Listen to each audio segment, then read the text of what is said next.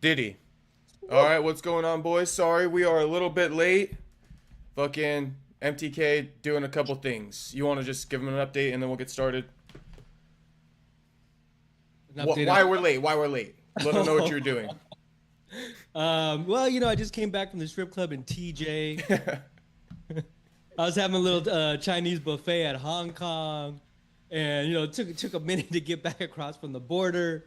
Nah, the Century line didn't work. Nah, I was at the Padres game and then dropping off some homie of mine, Dago Streets, actually picking up some King Little G tickets, concert tickets at House of Blues here in San Diego. So, There we go. little West Coast radio action for everybody. Okay, so but yeah, big week of news. I guess there's some stuff going on with Ilia Topuria. Just did his media day. Cocky like a mother. Woo! Yeah, and I just saw one clip where they're saying Max Holloway, Volkanovski, or Charles rank him, and he put Charles last. And I mean, shit, can't really disagree with that. He put Volk first, Max number two. It's crazy to see him in real life, bro. Like He's him right now. I got no complaints about Ilia. He's the man. he is him right now. I see people also saying like his striking videos, like he doesn't slip punches, kind of what I was saying before the Max fight. I'm warning people though, that shit don't matter with Ilia. You know what I mean? Whatever he's doing, it's working right now. You can't really critique it. Bro, his comeback game is untouchable. His swag game is untouchable. He's the biggest star. Bro, undefeated. He just has all those elements Perry Punch looks for. He Ilia's got it. he got and moving up.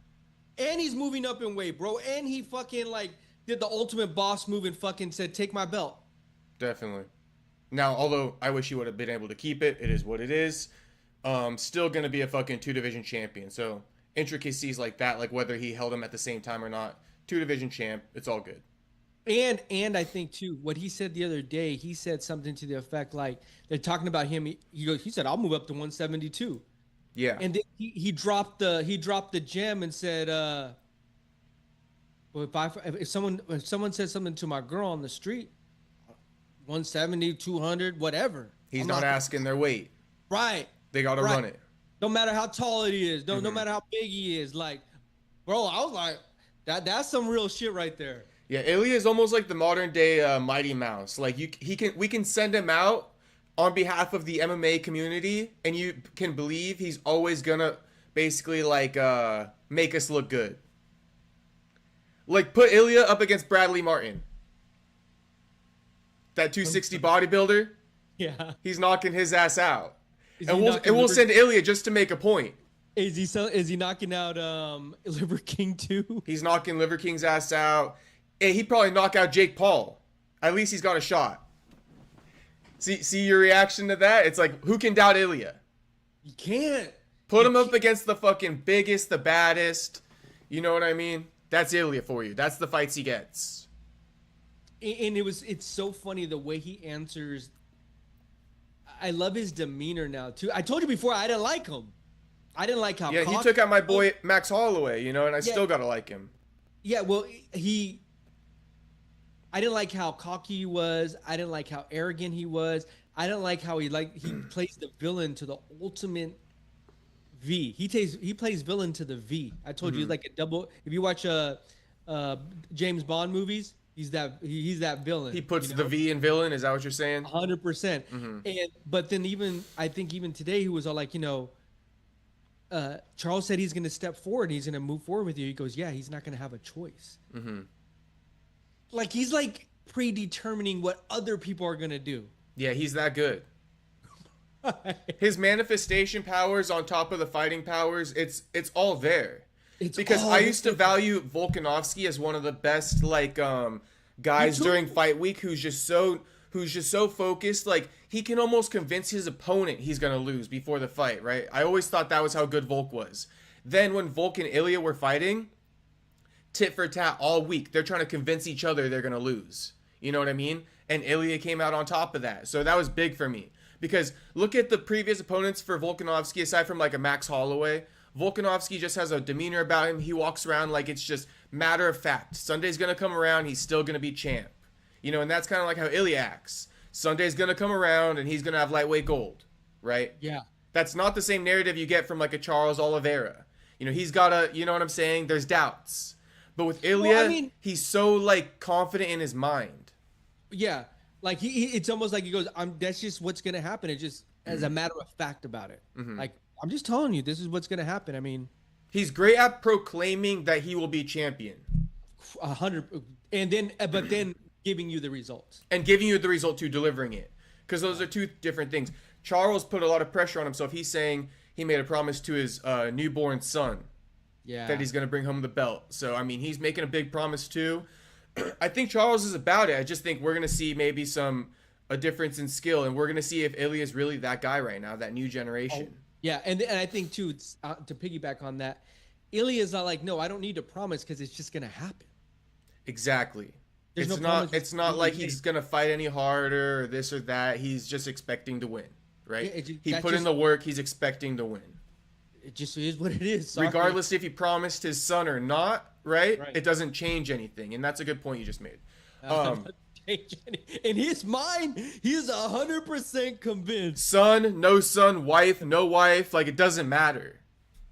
So he came out in a silk fucking white shirt.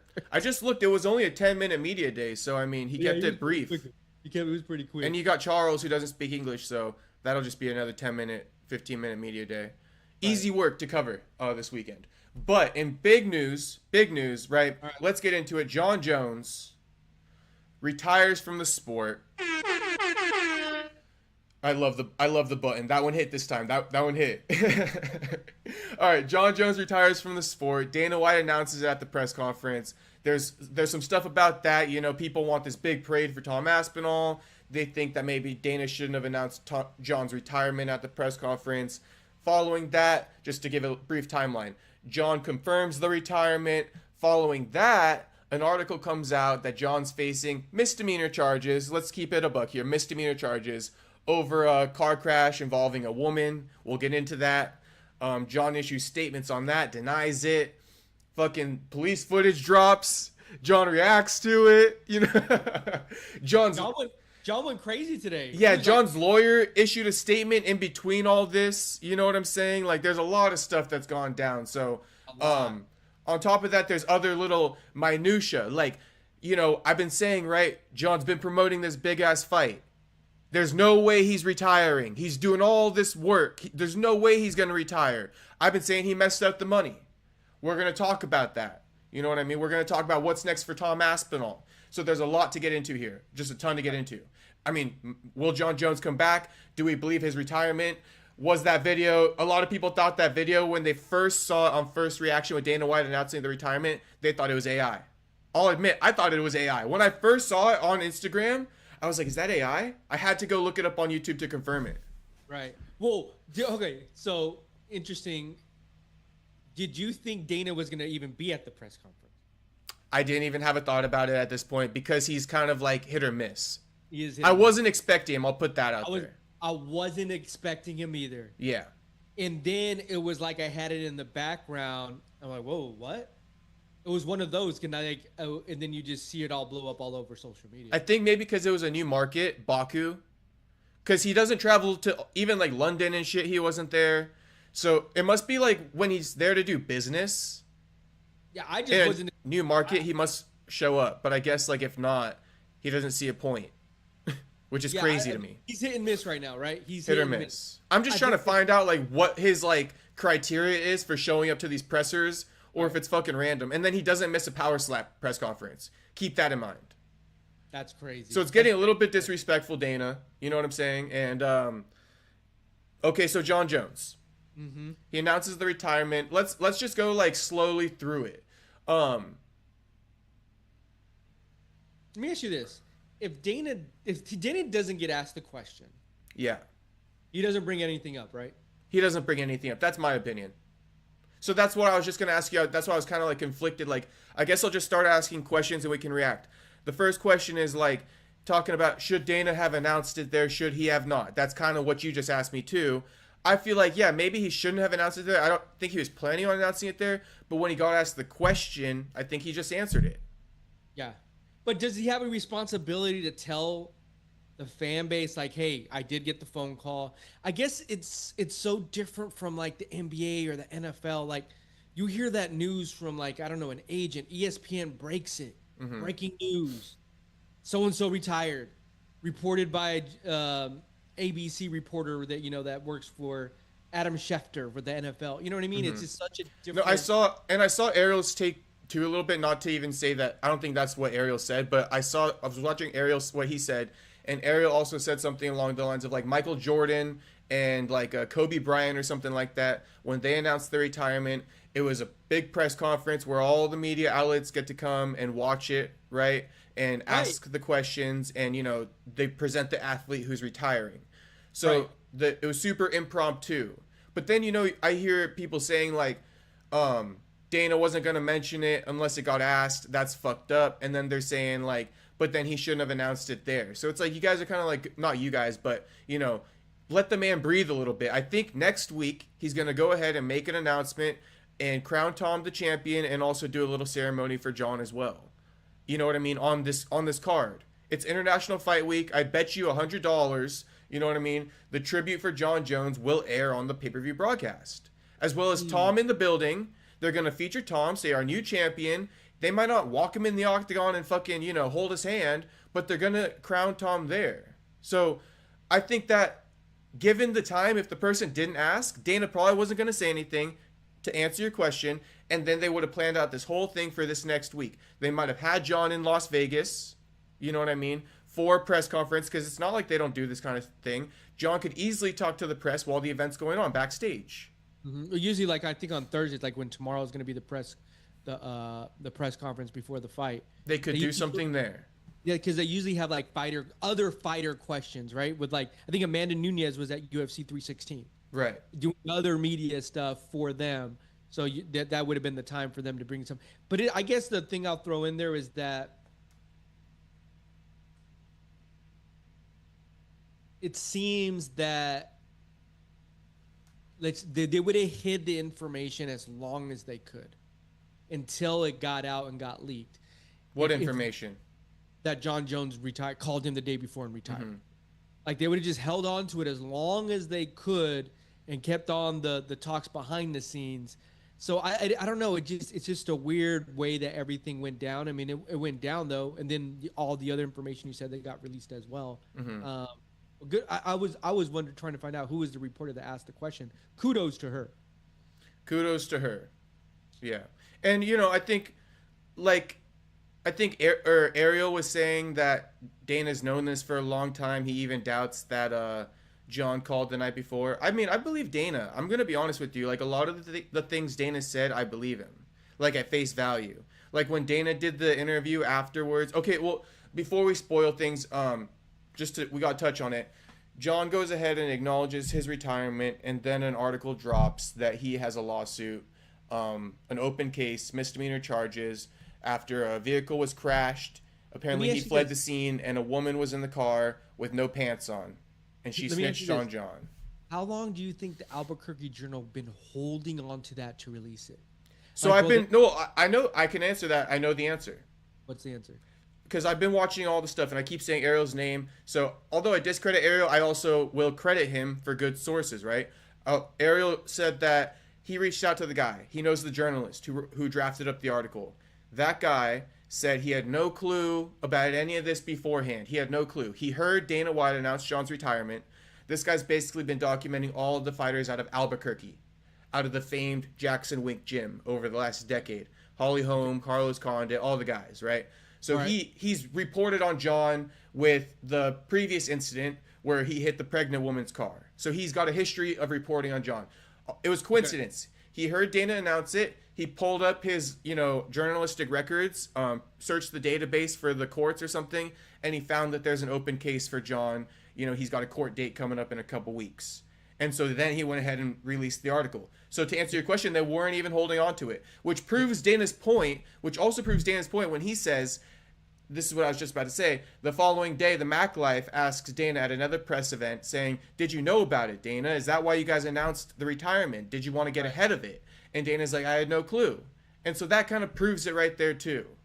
You know, I believe what Dana says at face value, and I think Dana, when you can check off some of the things that Dana says as truth, being like it got validated by the fact that this journalist didn't know until, you know, a couple hours after Dana announced it, then I think Dana's telling the truth with a lot of other things, you know, and we can get into that too. No, I agree with you at face value. Don't really have any reason to not believe him and how the chain of events happened. Mm-hmm. You know, and even so, with admitting right there at the press conference, he could have lied and said, I don't have an update on Jon yet. True. Right? And True. We're going to wait, meaning knowing in the back of his head, we're going to wait and do this announcement on International Fight Week. But instead, he just kept it a buck right there. You know, and then he's kind of getting hate for it. But it's kind of crazy because, honestly, in my eyes, it's what everybody's foaming at the mouth to find out when this fight's going to happen. Mm-hmm. Right? Well, we've all been waiting for it, yeah. Yeah, we've all been waiting for it. And so for him to nonchalantly just like get asked it, bring it up. Oh yeah, by the way, he did call me yesterday. He did retire. Everybody's like, what the you know what I mean? Like, I think there's the shock value. It's some of the biggest UFC news in history. It is. And I mean, okay, to also respond to that, Dana didn't seem pleased. I mean, Dana was like what's Dana supposed to do though? It's kind of like sometimes like people will be expecting a reaction out of me, and I'm like, dude, it is what it is. Like, I'm not gonna react. Like, I already reacted in my mind. Like, I'm not gonna give you the satisfaction. Like, Jon's retired, you know. And he kind of looked around the room like, you know what I mean? Like, I could see he wasn't too stoked about it, but what's he gonna do? Like, shed a tear in front of everyone or something, or like, right. I guess talk shit on Jon. Well, it's almost like I would say this. It's almost viewed like, hey, you. And not to beat a dead horse, you should have started off you're reading everything, right? He goes through the gate numbers and whatever the fight bonus is. By the way, we do have something to share with everybody, but that's not the way it went down. And no, it went down the way the UFC actually. That's how they are. Mm-hmm. That's a prime example of how the UFC runs, and completely different from every other huge organization that has anything to do with sports. Because you're right. Kobe, if it was Jordan, if it was bro, when LeBron retires, it's gonna be crazy. Right. No, for sure. LA gonna be. It's more industry though, I guess you could say, right? And the UFC isn't super industry like that. So I mean, they're not. It makes a little bit of sense, to be honest. And like I said, you know, maybe the order of procedure isn't all there, right? But meaning like, yeah, it was a dud of an announcement at a press conference, but just let's wait. If they don't give Jon the due respect and Tom the due respect at the end of this week, I'll have something to say about it. But I believe they will. And the annoying thing to me is, like, of course Ariel's beating the dead horse about how they should have crowned Tom and done all this stuff. And then not Ariel, but one of his other journalists on his network, kind of like if you were to have a guest on, because you're like my boy on my network kind of, right? One of Ariel's guys on his network interviewed Tom's father and then asked him the question. Tom's dad was like, he shouldn't have announced my son as the champion that way. It's like, dude, you guys got to stay away from Ariel's fucking camp. They're going to get you in trouble. That's what I'm trying to say. But that's what I'm trying to say. They won't just say they won't say what they want to say and then like leave the guy out of it. Like, they want Tom's camp to also like shun him. And Ariel just did this with Ilia because he doesn't like Islam. He went up to Ilia on his show this week, and he's like trying to get Ilia to say that Islam ducked him. And Ilia's like, Islam didn't duck me. But it's like, Ariel, just have your takes, bro. Stop having people like co-sign your take. You're like, you know what I'm trying to say? And that's what they just did to Tom. He's trying to manipulate the way he questions things to try to get an answer out that he can. Well, try so that basically he can be like, see, I told you so. Right. And it's like, you don't need to do that, bro. Just like, you're going to get these guys in trouble, man. Let your opinions be your opinion. And let their things be separate. Like, Tom's the new champ, and his dad's already talking shit on the UFC. He just became undisputed on Saturday, and there's a new headline on Tuesday. I saw this last night, talking shit on the UFC. It's like, bro, you guys are not gonna get any favors going on Ariel's show. Just a little heads up. Yeah, it's just UFC's just ran different. At the end of the day, the expectations that you have from how other organizations run things are completely different there. Honestly, I wouldn't be surprised if they don't roll out the red carpet for Tom and Jon this weekend. I won't be surprised. I know you're saying it's going to... I would be surprised if they don't do that, actually, to be honest with you. They may wait a month and then announce Tom's next fight and then maybe roll out the red carpet a little bit. But well, Tom's got to be at the event. If Tom's not at the event, you know what I mean? Which I'm sure they're inviting him. He's the new champion. It's International Fight Week, the most eyes. What makes sense, you give Tom a call. Come to the event, Tom. We're going to crown you here. We're going to still announce your fight later on, but we'll give you a little moment on camera at the event.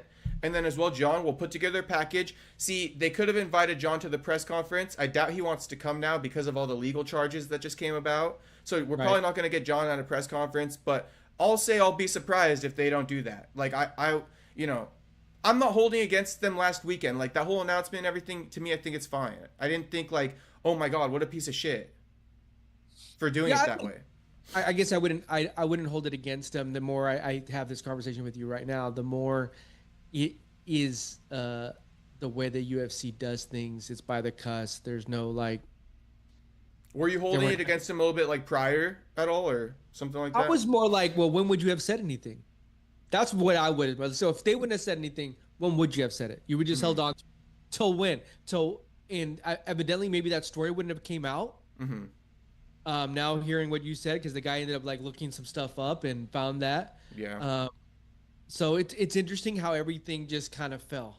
Right, because if like Dana didn't announce it, that guy doesn't have the causation to pull up the court records, right? But it's almost like he was waiting for an announcement to prompt him to pull up the court records. Honestly, in my mind, I play it out like Jon knew it was gonna come out.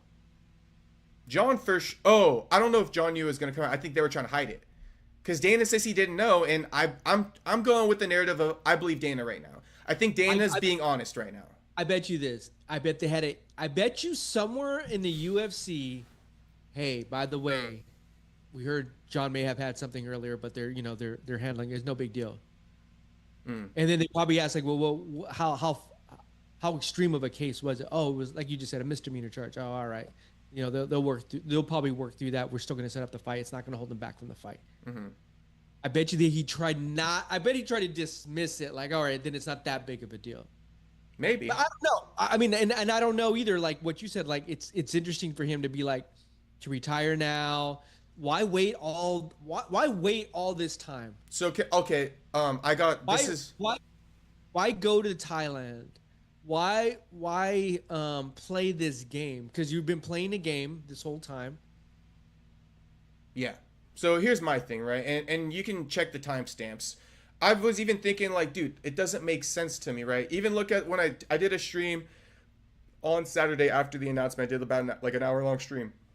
Unfortunately, my mic was muted for the first like 6 minutes of that stream. Kind of pissed me off, but it's all good. That's why this is like a fresh one for the channel. That's funny. Yeah, but anyway, you're at the moment you're like, fuck. Yeah, luckily someone commented and they're like, yo, audio is messed up. So I fucking turned it on. Didn't waste any more time. But I was saying, like, it didn't make sense. Like, I've been saying Jon's been promoting this fight. He's not going to retire, right? And then he goes ahead and retires after doing all this promotion. I was saying he messed up the money. This is the biggest money fight he could have ever made in his career. This would be the payday. You know what I'm saying? And he messed up the money. And on top of that, he built up the money. And on top of that, he built up Tom's name indirectly. Like, you should have just retired because you did all this. And even if you did retire and not give Tom the shine of fighting you, look at all the shine Tom's got over the last 7-8 months. You know what I'm saying? It didn't make sense to me. And that's why I was mainly saying he messed up the money, right? Now, I'm of the belief, right? Jon was going to fight Tom still. See, and this is, I'm not even, if you look back on the podcasts, this is what I've already said, right? I said like a couple weeks ago, breaking news, Jon's going to fight Tom. So in my opinion, after just churning my mind, thinking about it, I'm finally to the conclusion of like, Jon really was going to fight Tom. But Jon knew, because it doesn't even matter if the UFC knew, Jon knew he had an upcoming court date in a couple of weeks, right? And so Jon was like, well, bro, and catch this, right? And eventually that lid was going to get open. Because it's coming up next month, and he probably just got issued that court date. So hear me out with this. A couple of weeks ago with you asked the question, what can Jon do to mess this fight up? Can he get injured? And we said that's the only thing, in injury, because he's the UFC's golden child. He holds all the tickets right now. Only an injury could mess this up because it would delay him past the time, right? There's a new thing that it could have been a court case. He has a legal battle he has to fucking go through. And I think you like just like side laughed about it, or like No, I was like, I kind of laughed about him getting injured at the place. I mean, like, but I thought that it was a valid point. The only thing setting him back here is an injury. That's the only thing that'll make him lose the negotiation to where they move on and he loses. Right. Yeah, but I was kind of like doubtful that he would get injured at that house in Thailand, type thing. Right. But you basically said an outside circumstance. That's what it is, an outside circumstance. Right. And so we thought injury. Now it turns out a court case. So even looking back then, like pull back our own conversations we had. It links. You know what I mean? Jon was still going to fight Tom, in my opinion. We'll get your opinion in a second. But in my opinion, he dropped the fight after the court case because he knew this was going to take him past the deadline. Because the deadline's coming up in a few months here. And so he retired, and let's see if he returns. But even with the retirement, I've been doubtful. I'm like, dude, there's no way this guy's fucking retired, So you got to take on that whether or not. And when you say retired, like he'll come back or just I feel like he's probably gonna, once this thing ends, right? I guess this will be the ultimate validation of whether or not I'm right. Once his legal battle ends, he comes back to fight Tom. Tom will probably get a fight going in the meantime, right? He's got to at least get one in. Yeah, yeah. And Jon will be more inclined because Tom built his name a little bit more, right? Every fight, your name goes up just a little bit. So his name will be a little bit higher than when Jon last fought. And maybe that'll be enough for Jon to run it after this legal battle ends. Because obviously you can't train when you got to go to court on the 24th and you have this bullshit hanging over your head. In my opinion, he's like, fuck, dude, I gotta drop the title. It would be the same if he injured his fucking arm, right? If he popped his shoulder out of the socket, he would have retired too. It's the same, you know what I'm saying? I would say my take is this, that we can run the tape on this, and I know I forgot when I said it, I think this may be in last year when we were having some of these discussions. Mm-hmm. Jon's biggest threat is himself. It always has been, bro. Mm-hmm. Always. That's why before he came back on this run that he did, I was like, bro, you could have been the best of all time. But he got in that car accident before, got caught up with and that's why I told you I can't throw stones at him because I live in a glass house too. Like if I was under a microscope, bro, I would have been worse than Jon Jones. Yeah. But I was hoping that this time around, remember even the Las Vegas where he was heckling the comedian. Yeah, that was like a year ago. Right. Yeah. And so, what up, Jew? Go on. What up, doggy? Fast forward to where we're at right now. Again, he cannot stop getting in his own way. He can't do it. And I think now, looking at where we're at now, he knew that this stuff was going to come out. We don't even know what the real thing is here. Mm-hmm. Like how deep this goes, how far this goes. Maybe it's not. Maybe you're right. Maybe it's just a misdemeanor. It's no big deal. It is a misdemeanor charge. I think he's facing like 2,000. Or no, that was the Liver King charge. It's not that much. What is he facing exactly? Nothing. He's not facing anything, dude. They got in a hit and run, or? Yeah, it was a suspected hit and run. The vehicle crashed. He left the woman in there intoxicated, allegedly. She had no pants on, and he walked home. And we're guessing he was intoxicated too, right? We're guessing because, the police video came out. You know what I mean? So, I mean, and that's the thing too, right? He seemed intoxicated there. If we were to put money on it, he was faded, right? Mm-hmm. This has been an ongoing thing. Jon Jones has been able to slide by the law with a lot of these incidents where he hasn't really had any major consequences. He hasn't had any major consequences of what we said before about Francis Ngannou. Mm-hmm. Well, Francis ain't having major consequences either. But this is what I'm saying is that I remember I told you I would have gave Francis a pass. Yeah, you were giving him a pass. I'm not. Because it was like one time. Like this wasn't a pattern that we have ever heard of. You're right. This has been an ongoing pattern with Jon Jones. Yeah. And he has been able to somehow not take a person's life, not put himself in not get caught up in that word. He probably was inches away, and we know this isn't the first time he's done it, and who knows where he's going at forward. So I'm maybe a little bit more harsher on him because he's not fixing any of these actual demons he has. Yeah, he's not. Him getting a slap on the wrist isn't helping him. Nick Diaz, we've had this. Nick, right? Mm-hmm. Same conversation. At least he's in somewhere trying to get help. I commend him for that. Mm-hmm. You know, and I don't. For me, it's always a bigger question about are we going to see Jon Jones in his 40s still going through this bullshit? Maybe. I thought he was maybe. up. I thought he was clearing his life up. I honestly did. I was hoping for that. That's what it sounded like. So okay, and like, cause I did see you kind of defended him initially. So we're like, even when you watched that, were you watching it with the mindset of like, oh, like, cause you said something. You're like, he seems like he's like being polite to the police officer and stuff. So was that because you thought, or were you trolling or something? No, now that you're smiling. No, because I've done the same thing to cops. That's why. Because I've argued back with cops like, fuck you. Okay. I can't throw stones at them because I'm in my head. I'm like, well, what did I do? Yeah. So you're kind of like saying you've seen worse or something? Right. Because I've talked shit plenty of times to cops. I've gone to jail for talking to cops. Okay. And yeah. I went to jail. They were like, I'm like, well, what am I going to jail just for this? Like, exactly why you're going in. Right. It was basically like disturbing the peace and like drunk public intoxication. Yeah. And so, but if I was sober, I wouldn't have done that. I would like, all right, officer, my bad, blah, blah, blah. Mm-hmm. But him and I are in the same boat. You know what I mean? Like, but when you're at that level and you're having no consequences, how are you going to learn? Yeah. Will we one day go back and have the same podcast? Like, bro, man, got in a car accident again and someone died. And that would be the problem. Jon Jones is facing 20 years in prison for manslaughter. Yeah. We're going to look at each other. That's what it was coming to. That's what it is coming to. And, you know, so, that's the risk you take of living a life like that. And, you know, to be honest with you, it's like, I saw a post today of a former teammate of Jon Jones, Derek Brunson. Shout out to Derek Brunson.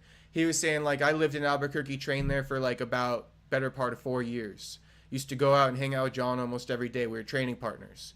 He said one night they went out and he kind of told Jon, like, hey, man, like, can we just, like, kick it without all the extra bullshit? Like, we already got chicks with us. You know what I mean? Like, we're good. Like, can we just kind of, like, do our thing without the bullshit tonight, right? Because the bullshit's whatever mischief Jon's always doing that gets him fucking caught up with the law. And then Jon told him, I need a friend, not a dad, bro. And so from that point forward, they stopped kicking it. So when you say, like, Jon needs to change, he's had friends, man to man, according to his post, tell him straight up, yo, bro, can you relax a little bit? And he's like, I don't need a dad. Fucking just be my homie. So it's almost like, yeah, you're not wrong. It could end up, you know, damaging someone's life, you know what I mean, with the carelessness he exhibits. But it doesn't seem like Jon is ever apologetic, you know what I mean? Or sorry. So, I mean, what can we say? It's really what he wants to do with his life. 100%. 100%. And I think this is going to be a tragic tale one day. All the signs are pointing that direction anyway. And I don't know, in a 2 or 3 weeks, the story may even produce more news. Yeah. Maybe we don't know all the facts of what really happened. You know what I mean? Like, and I get it. He was talking to Ish and the cops, and that's probably why I was grinning, because, you know, I've been in that same situation, but I'm definitely not condoning it, because, like, even with myself, I've made serious steps to take a deeper look in the mirror to try to find out, why do I not like living this life sober? Right. What am I really running from? Because at the end of the day, I'm only running from me. I like fucking with you because you haven't really put yourself in those positions, which I'm proud that you haven't. You know, I've had to pay a lot of self scars. I've touched the iron hot too many times, and an addiction. And I'm assuming, you know, he's addicted with something, you know, something, right? He's addicted to not living this life sober. I don't know about meth, but, like, you know, coke or something. I don't know. Coke, alcohol, you know, girls, like all these. Remember we talked about fulfilling that hole? Yeah. He keeps trying to fill that hole with stuff, in my opinion, outside of his family. You know, he tries to fill it with a lot of, like, kicking it and partying and here's the thing too, attention, like, from the outside. Right, and when you live in that world, and people like Derek Bronson, who are your friends, that try to come to you, and it's like you coming to me and say, hey, bro, like, man, let's just go out and just like, grab a dinner. Why do we need to go to the strip club? Why do we need to go do this? I'm like, dog, I don't need all that, dog, man. Never mind, bro. Because you're gonna go find friends that are gonna go do that with you. Yeah, which is also kind of like toxic. You need yes men around you. You can't kick it with strong men, Right, and so it only extends the problem. It only extends the problem. 100%. It only extends the problem because and as you get older, the problem isn't going to get better. No. It's going to get worse. When you're youthful, you can maybe answer some of those problems while you can nip it in the butt. Now, as you get older, it's going to drive. I don't want to compare it to Diddy, but Diddy's pretty. That's like a word now. You were didding out. Yeah, and well, that's the other thing too. Is like with these legal battles with Jon. Honestly, like I don't see. I think he needs the money. Like I think that I don't think Jon's in a position where he could turn down the FU money. Like I think he needs money. I think that he's not set for the rest of his life, and he might have to come back and fight. He's got daughters, kids. He's got like 5 kids apparently. A lot of people think he's got like 2 or 3 daughters with that one white woman, the blonde-haired lady, but he has kids with other women, like 2 others, like a son, I think. So Jon's got a lot of kids that he has to take care of, and that money dries up. So let me ask you this: did you think Jon was gonna come back and fight Tom, or did you think Jon ran from Tom? Like no, when you watched the announcement, what was that take for you? Like, damn, he was supposed to come back, because that's how I was, right? Or were you kind of like, I knew he wasn't gonna fight Tom? Like, what was it for you? No, I knew he was playing a game to the ultimate. He's not that. I always give him credit for. Mm-hmm. He knows how to play that chess game and make you just get in your own head. Yeah, negotiating. In other words, he's playing chess from that first day he was at New York. Mm-hmm. The first day he was at New York, like, I don't know, I might just retire. Mm-hmm. No, but I think the law once again. Jon Jones is he's his own worst enemy. So we're kind of in line, right? You feel as though like he was probably going to return, but the law got in the way and it extended it as along the lines of the injury like we were talking about. I will always 100% say when all the dust settles, right? He got in his own way. But Jon Jones is the greatest of all time. Could have been. One of he was up there, but not the greatest. Mm-hmm. And he could have been the greatest.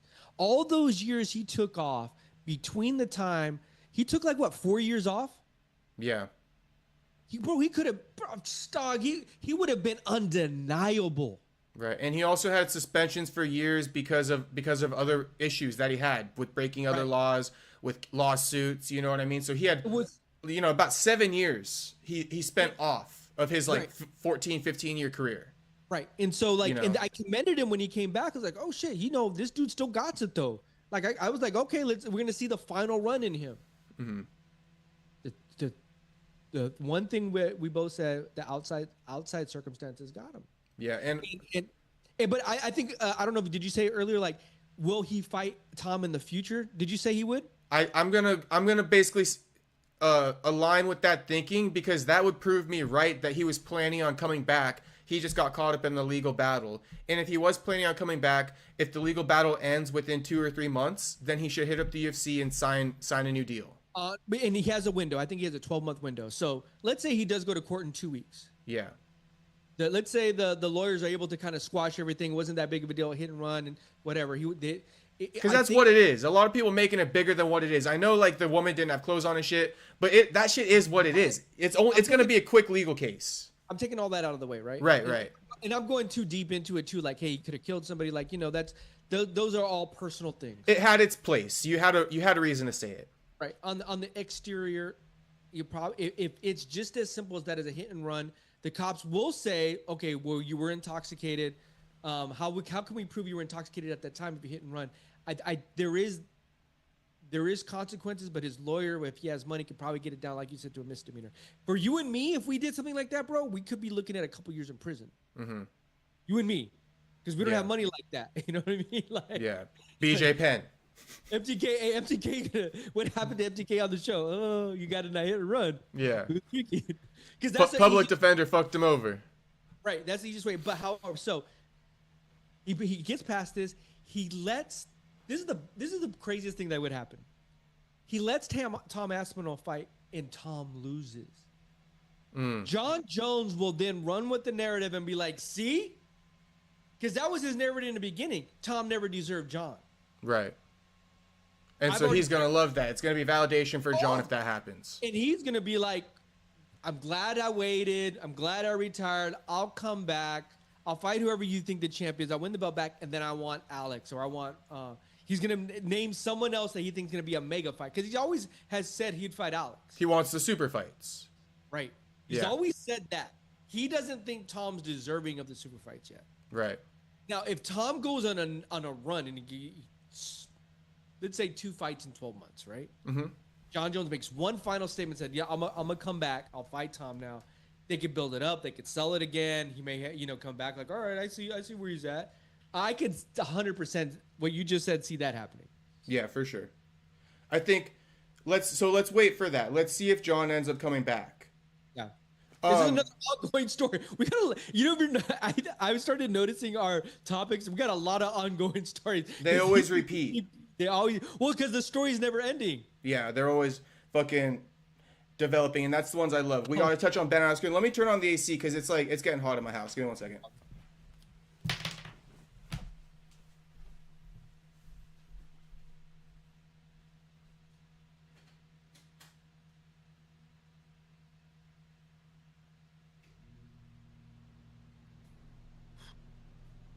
Yeah, I had shout out to all the that are live with us, fucking with us. One of the youngsters that stopped by right now, grab some tickets. Dago Streets. Okay. Now this is the other thing I was gonna say about the Jon Jones and Tom Aspinall situation was, why do you think Ariel is, because if you've been watching his shows, right? Yeah, I do. And so I've also seen, what's funny is I watched Ariel's stuff like ahead of time, and I found what he said to be very critical towards Jon Jones, almost celebratory of his demises and shit. He just hates Jon. And then I watched DC and Chael's show, and even DC's Jon's enemy, right? But DC and Chael, as consummate professionals, and I get it, they're fighters, so maybe they show a little bit more respect. But they were both like, and I know you were critical of Jon's career, and that's fine, but you'll get what I'm trying to say here.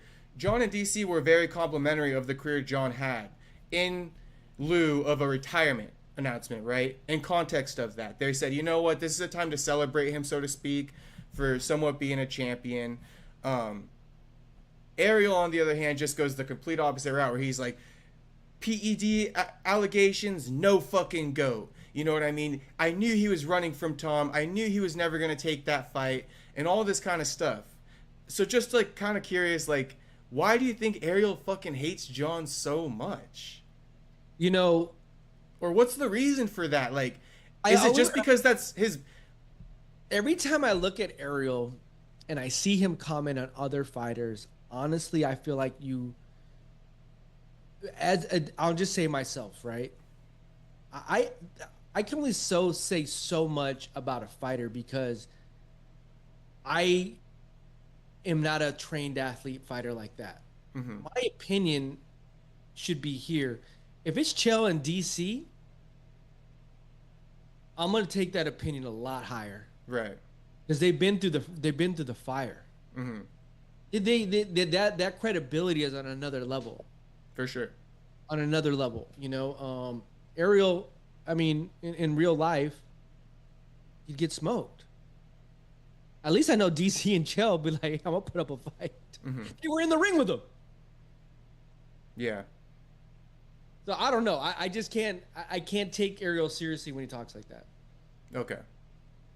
I lose respect for him when he talks like that. Yeah, it's kind of just like, and this is my thing. This might be why I lose respect for him, because again, I'm always a guy who's just interested in the truth. It doesn't matter how I feel about you, right? I just want to know the truth. I can feel better about it when it's all said and done that way.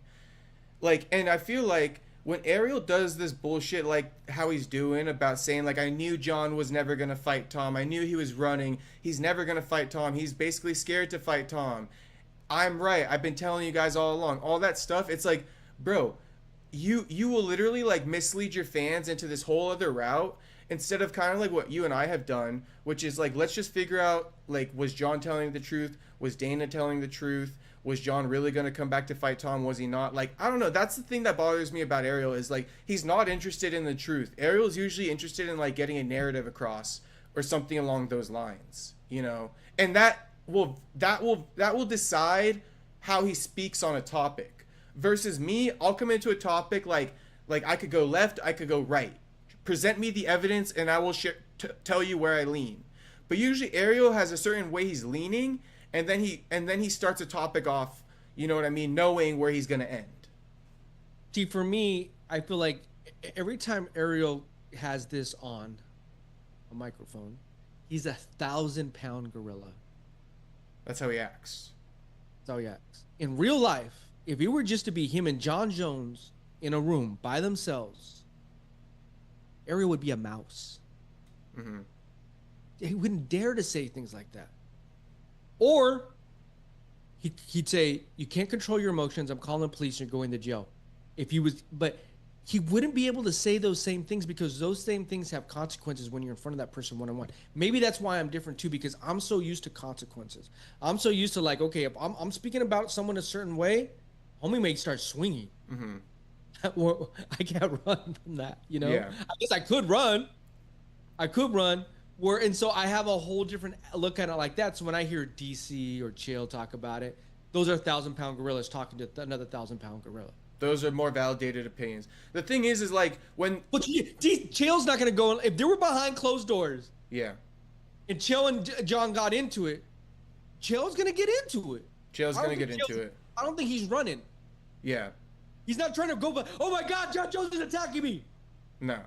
No, dog, what's up? Well, they stepped in the cage already, so he can speak on Jon even. You know what I'm saying? Yeah, he can, and he can speak on Jon. And here's the last thing I will say about the whole Ariel situation is I'm good with people talking shit, right? Because Guru, I haven't even watched his stuff, but I'm 90% sure he was saying the same stuff as Ariel's saying, which is like Jon ducked Tom. But Guru's open about it. He loves Tom. He doesn't fuck with Jon because he thinks Jon is gay.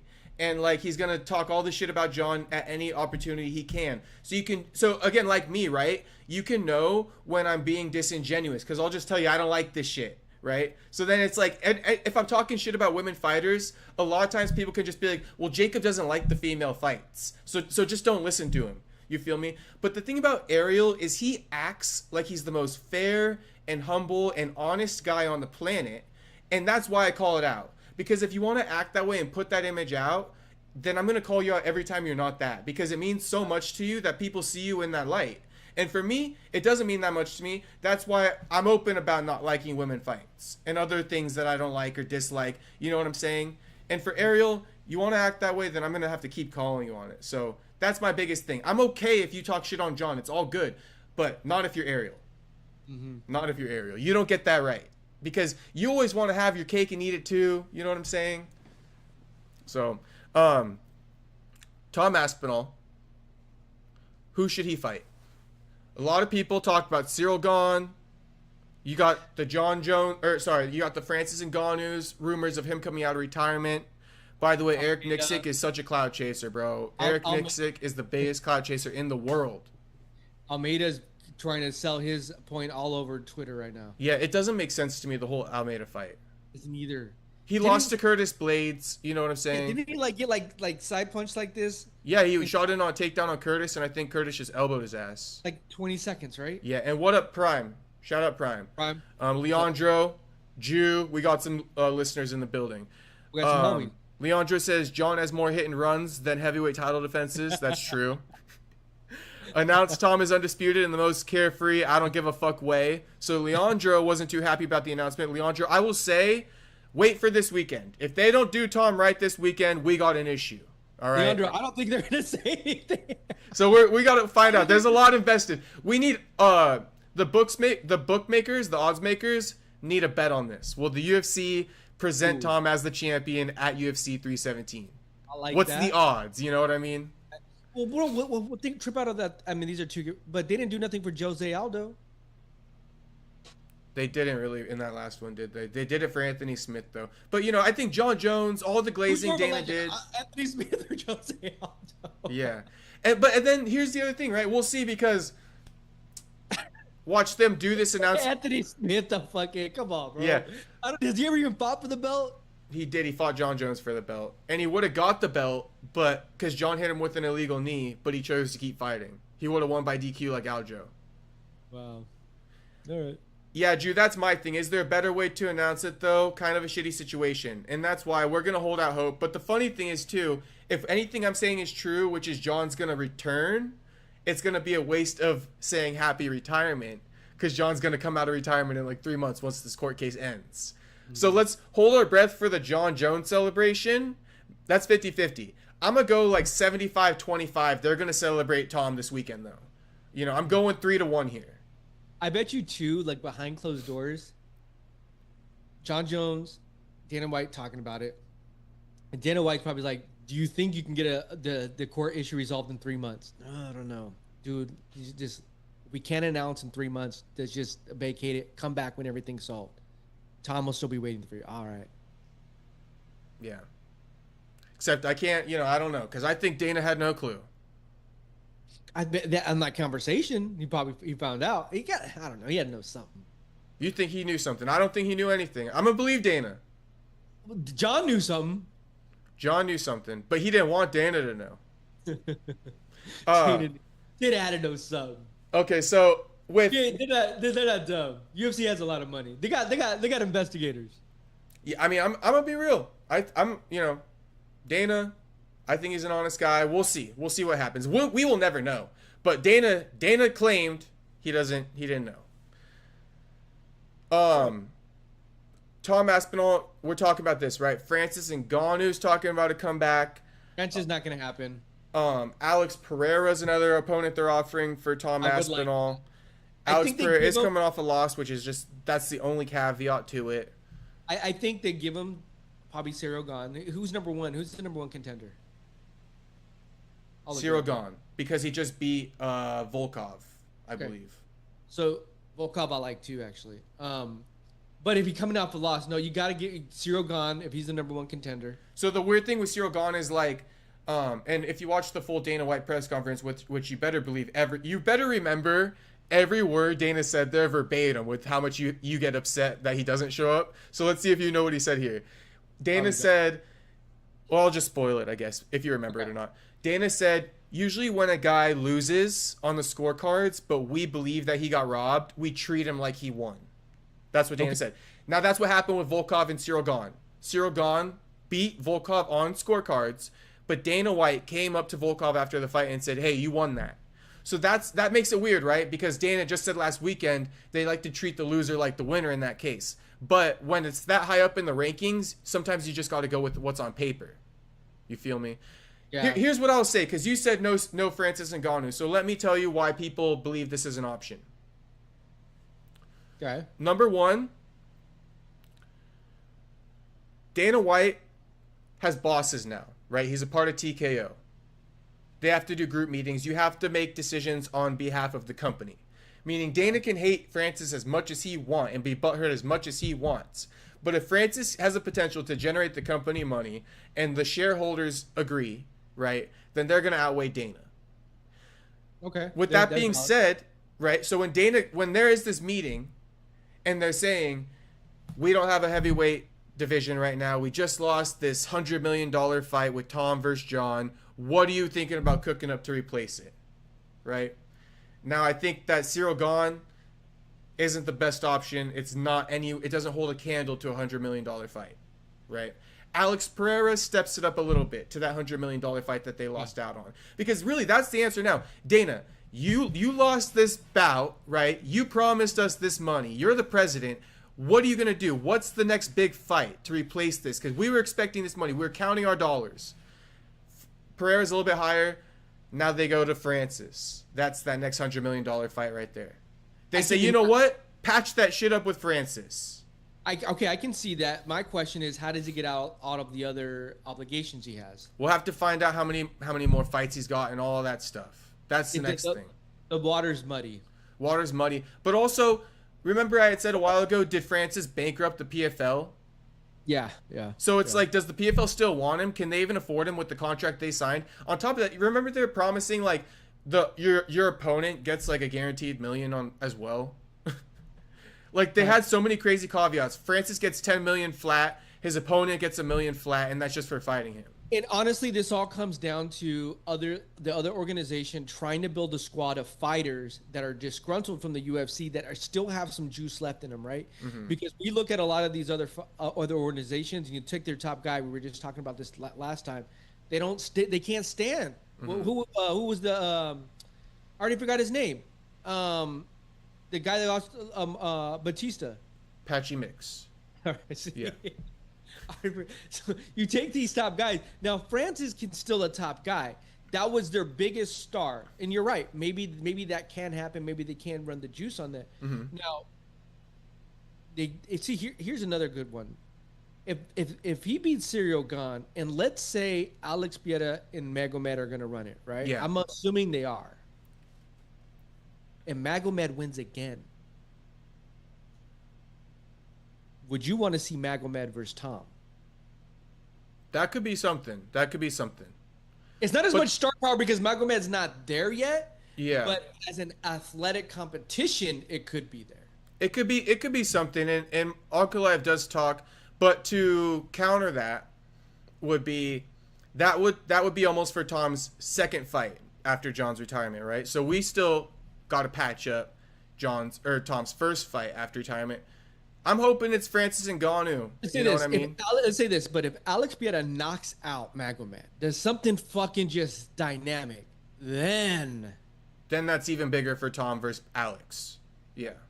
So I guess then you have some real juice. Yeah, and I just want to put it out there that the pressure's on the UFC right now. What is the big fight you're going to deliver at heavyweight, right? Yeah. Because there are oars out in the water, so to speak.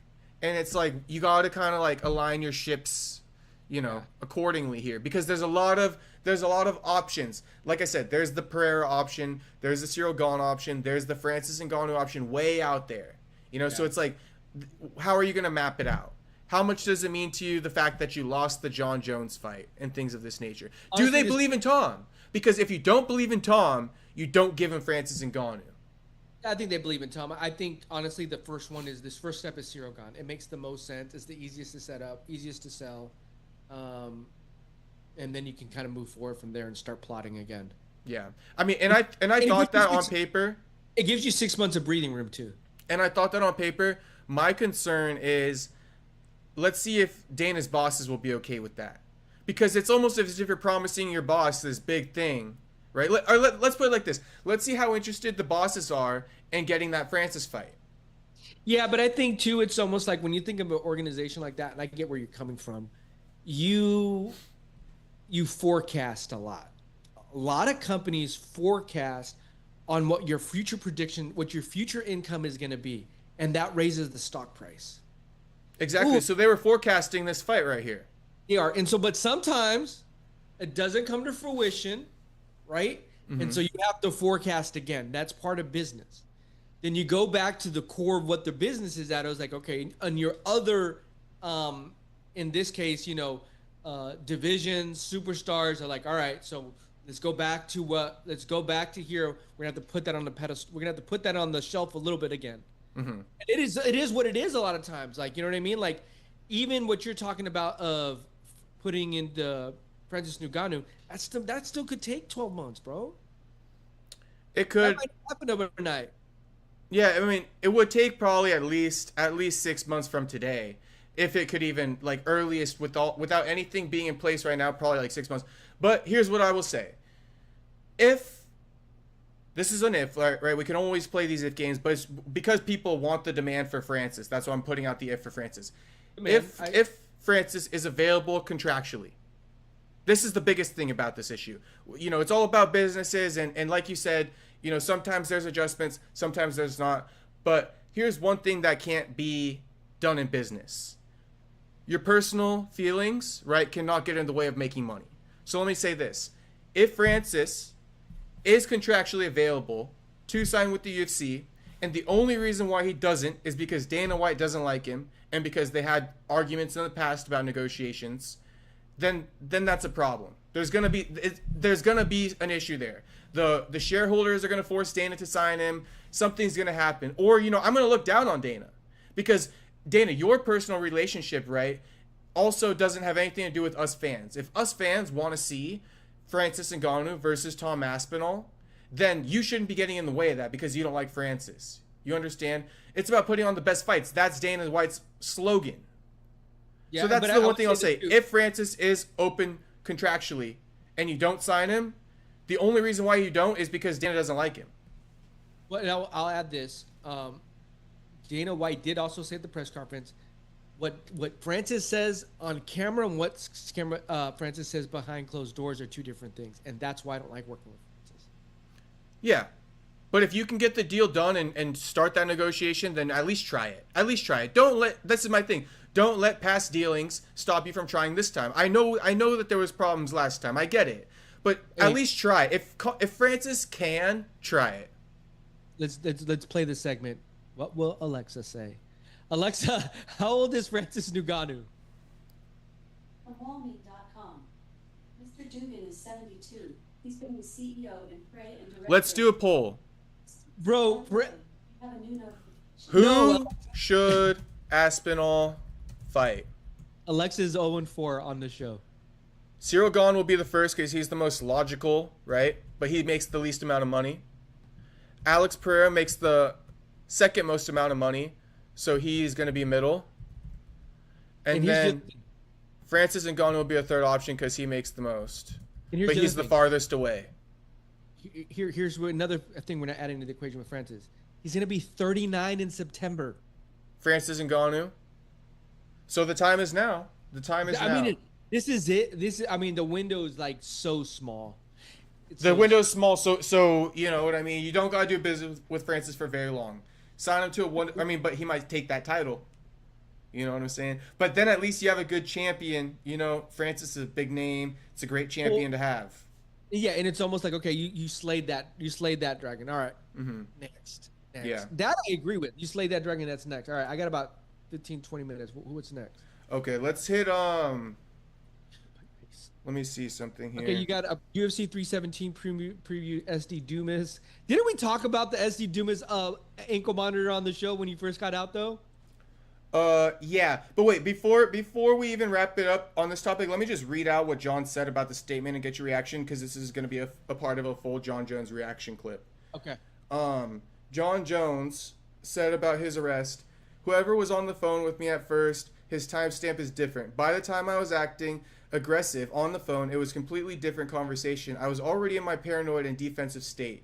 So what did you make about that police video, like where he was basically saying like his brothers have killed people for way less, and like he wasn't, like when the officer was asking for his name, he was asking the officer for his name? You know what I'm saying? What did you make of all that? He was on a good one. He was on a good one. And then he had to tweet, he's like, "Fuck, they got me red-handed. That's my voice." But did you remember someone also screenshotted when he went live back in February? Remember? That's what I was gonna say. Doesn't it make perfect sense? Because he was on a good one that day when he went on the live. Everybody was like, "What is this?" And you know what I want to say? I believe. Hey, correct me if I'm wrong, right? I'm gonna do this right here on stream. Oh shit! One second. I'm gonna do this right here on stream. Let me look up Jon Jones case real quick, because that video was posted February 25th, right? And let's see when Jon Jones case happened. Jon Jones misdemeanor. I think his case happened on the 24th, and if that video was posted on the 25th and then it was done on the 24th, that's crazy. Let me see here. Hold on. I think we uploaded it to our shorts. Let me see here. I can't pull up this MMA fighting article fast enough. Jon Jones arrest MMA fighting.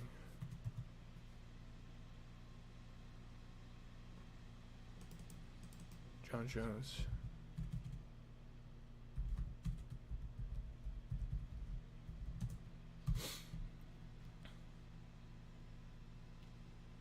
That was the Izzy fight. Rob, Connor. Charge date February 24th, 2025. Here, I'll even pull it up on stream. It's 6 months. So that would have been what, 4 months ago? Look. Charge date 2/24/2025, boys. Right there for you. That when Jon went live saying he wanted to kill people, and he was talking about killing people on the phone with the public service A2. That's what he was referring to. He was walking home from this car crash that night and went live like a dummy. That's crazy work. Live, because remember, everybody was such a short, like, little live. Like, what's going on with Jon? And the video was posted February 25th. I have a bookmark too. I'm gonna pull it up and show it on stream, so it's official. Oh, here it is. I found it too.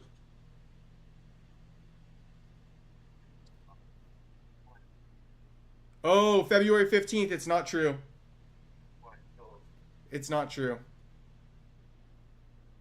February 15th. But it was. All right. Wait, can you be charged a week later though, or something, or what? You could. But we right? would have to go back and look at that videotape and see what the date is of that videotape. Yeah. Because the videotape should have a date there in the bottom. Well, it says the person posted it on 2/15. I don't know when they pulled it off Jon's thing, but that was the day it was posted, 2/15. 2/15 it was posted. So it was 10 days or 9 days before the charge happened. So we don't know. I could have been wrong there. It's probably, hey, bro, honestly, it sounded like he was on a good one for a couple weeks. Yeah, I mean, definitely. Jon's a crazy guy when he's not fighting. That's known. And he was okay. on shrooms. So before we get you out of here, let's go ahead and talk about the Ben Askren update. All right. We covered it last week. We got a clip out, so everybody who wants to watch it, tune into that clip from last week. The update is two things. I'll go with what his wife said first, and then I'll talk about some things I've heard. Ben's wife says he's been able to wait. Or I'll just read the statement. Okay. She says, as of late last night, Ben is officially on the transplant list. Please pray he can get stronger and stay stable without complications while he waits, and that they find an amazing match for him and he accepts it smoothly. Also, please pray for whoever that donor may be and his family. It's going to be a huge adjustment for Ben, but our family is so thankful that his other organs are okay and that there's a path forward. While he's having some more periods of awareness, he's not able to look at his phone yet and respond to messages. I'm hoping he can get there in the next week or two. Also hoping we will get to a place soon where he can talk while on a trach. Yesterday he kept mouthing something for a while, and we finally figured out he was saying coffee. He can't have it yet, lol. What a huge relief to see him asking for something so normal. I'm so thankful his mind is healthy, and I can't wait to have him back. We are also so thankful for the amazing community we have, from close friends we haven't talked to in 20 plus years, to strangers who have reached out to share their similar stories or pray. Thank you. So Ben's still fighting for his life, but he's doing better, and right now they're waiting on a lung transplant. I did hear they've denied a couple lung transplants in this process. From a reliable source, Flow Wrestling said it, so it's got to pretty much be true. The reason why is because I read a comment. Somebody said, unfortunately, people don't live that long after a lung transplant, which was devastating for me to read that. You know what I'm saying? They were saying like 12 months, no longer than 5 years and stuff like that. So reading that and hearing how they may have denied a couple lungs, I think he had said they were just waiting for the right match, and that's why it's so important to get the right match, because getting the right one that your body will take and from a healthy person, so to speak, will give you a lot longer with the new lung. So on top of that, they were saying that Ben is high on the list to get it because he's a healthy guy, so he's gonna live, so it's worth giving it to him, and because because of the severity of it, because of how bad it's gotten, like it's almost life or death for him. Some people have more time, so he's on the top of the list because he only, without this, he has a short amount of time.